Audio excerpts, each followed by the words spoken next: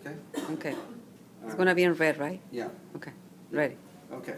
So let's talk, Ms. Figueroa, about the Pythagorean theorem. So what the Pythagorean theorem is going to talk about is a relationship of the three sides of a right triangle. So that for every right triangle, you got a right triangle, right? There are going to be two sides. These two sides are going to be called the legs. These are going to be attached to the right triangle. We have a leg here and a leg here. These are traditionally called A and B. It doesn't matter really which side is A or B. This could be A, this could be B, this could be A, this could be B. But I like to go from left to right. So this is A and this is B. Now, directly across from this right triangle, or right angle rather, is going to be side C. C is also called the hypotenuse. Alright? Be aware of that word. Okay, hypotenuse. Okay? Now then they say the relationship between these. This was a relationship discovered by an Egyptian mathematician named Pythagoras in sometime BC, and he wrote his writings down in Greek, and it was transmitted among the Hellenistic cultures.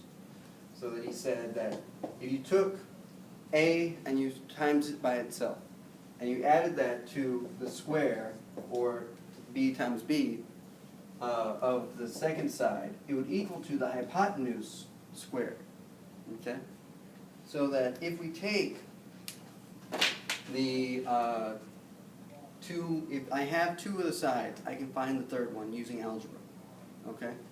So if I have leg A, and let's say leg A is 5, and I have the hypotenuse, let's say the hypotenuse is 13. Okay?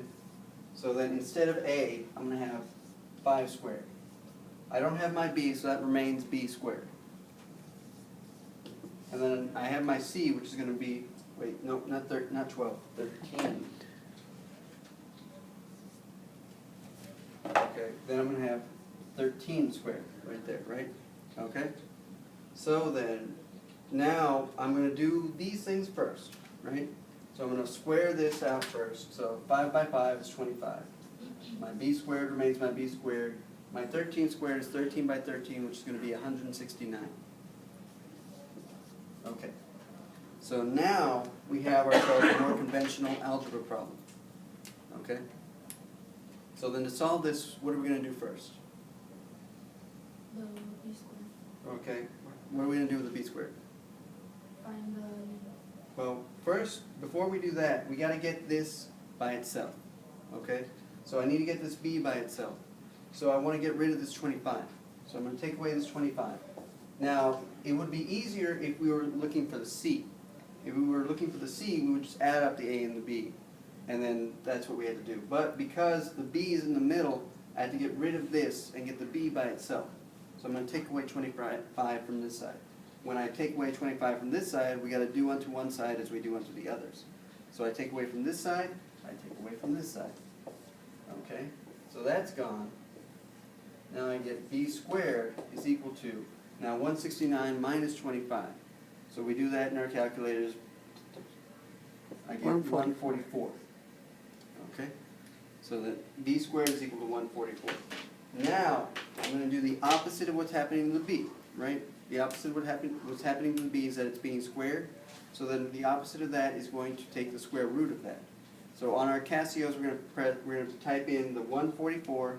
We're going to hit the shift button and the squared button to take the square root of that. Okay? And right here, I'm just going to do the square root of that. And then I'm going to do the square root of that. So that I get the B by itself is going to equal to 12. Okay?